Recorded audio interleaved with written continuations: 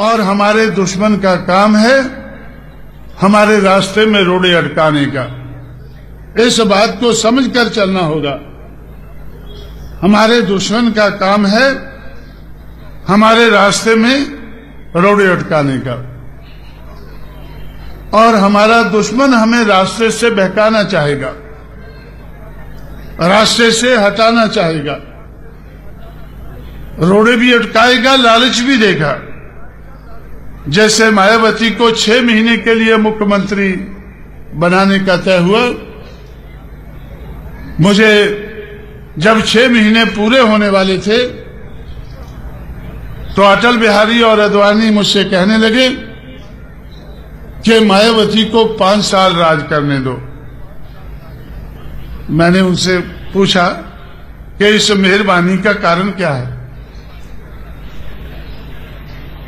हम तो 6 महीने के लिए तय किया था, आप 5 साल क्यों दे रहे हैं? उन्होंने कहा कि हमें ऐसा लगता है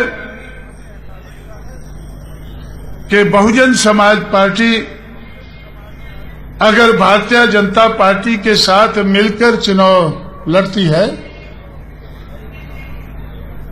तो हम पार्लियामेंट में 300 से ज्यादा लोकसभा के मेंबर चुनकर ला सकते हैं। आप हमारे साथ मिलकर केंद्र की सरकार को चलाएं और मायावती उत्तर प्रदेश की सरकार को चलाती रहे। मैंने उनसे कहा कि भाई, आपका लक्ष्य तो मुझे मालूम है, आप इस देश में हिंदुवता का बोलबाला करना चाहते हैं या नहीं चाहते हैं? पता नहीं आप चाहते हैं नहीं चाहते हैं, लेकिन हल्ला तो किया हुआ है कि हिंदुवता हमें उसका बोलबाला करना है। और मैं समझता हूं कि हिंदुवता जो आप कहते हैं वो मनुवाद का दूसरा नाम है। मनुवादी समाज व्यवस्था को आप टिकाए रखना चाहते हैं। मनुवादी समाज व्यवस्था को कांग्रेस भी टिकाए रखना चाहती थी, लेकिन बगैर बोले हुए। मनुवादी समाज व्यवस्था को सीपीएम सीपीआई भी टिकाना चाहती है, लेकिन इसका जिक्र नहीं करती है। लेकिन भारतीय जनता पार्टी तो खुला कहती है कि हमें मनुवादी समाज व्यवस्था को टिकाए रखना है, और कांशीराम और उसकी बहुजन समाज पार्टी कहती है कि हमें मनुवादी समाज व्यवस्था को हटाकर मटाकर मानवतावादी समाज व्यवस्था का इस देश में बोलबाला करना है।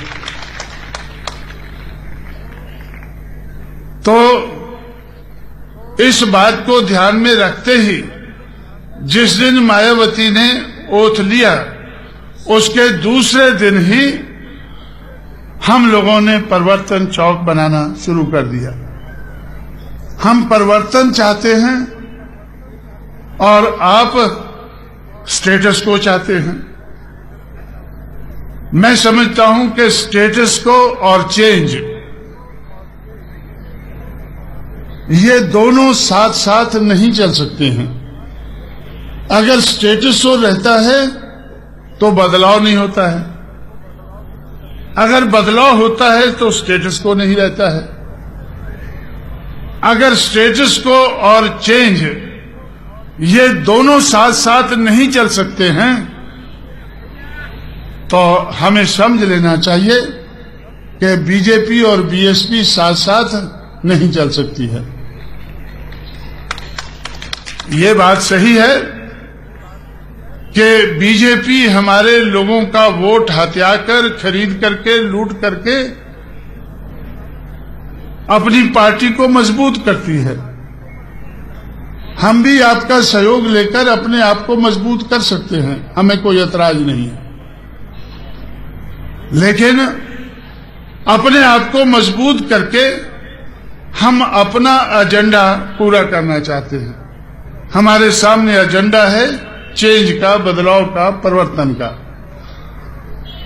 अगर हम अपना एजेंडा लागू नहीं कर सकते हैं तो हम सरकार नहीं चलाना चाहते हैं। लेकिन केंद्र में बीजेपी सरकार चला रही है, केंद्र में बीजेपी सरकार चला रही है और अपना एजेंडा किनारे रखकर वो अपना एजेंडा सामने नहीं ले पा रही है।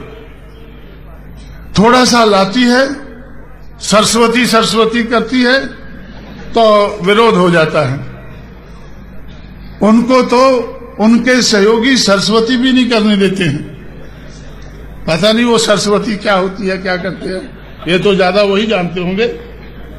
लेकिन उनके अपने सहयोगी उनको सरस्वती करने से भी रोकते हैं। इतना सा भी वो एजेंडा पूरा नहीं कर पा रहे हैं, लेकिन फिर भी सरकार तो चला रहे हैं। जब ममता बनर्जी जैसी महिला उनको सरस्वती नहीं करने देती है तो मायावती कैसे करने देती? तो इसलिए मैं समझता हूं हमें भी इस बात को ध्यान में रखकर चलना है कि अगर हमें सरकार बनानी है, अगर हमें हुक्मरान बनना है, हमारे सामने लक्ष्य क्लियर है, हमारे सामने एजेंडा क्लियर है कि हमें इस देश में परिवर्तन लाना है। अगर हम परिवर्तन नहीं ला सकते हैं तो ऐसी सरकार चलाने से कोई मतलब नहीं है।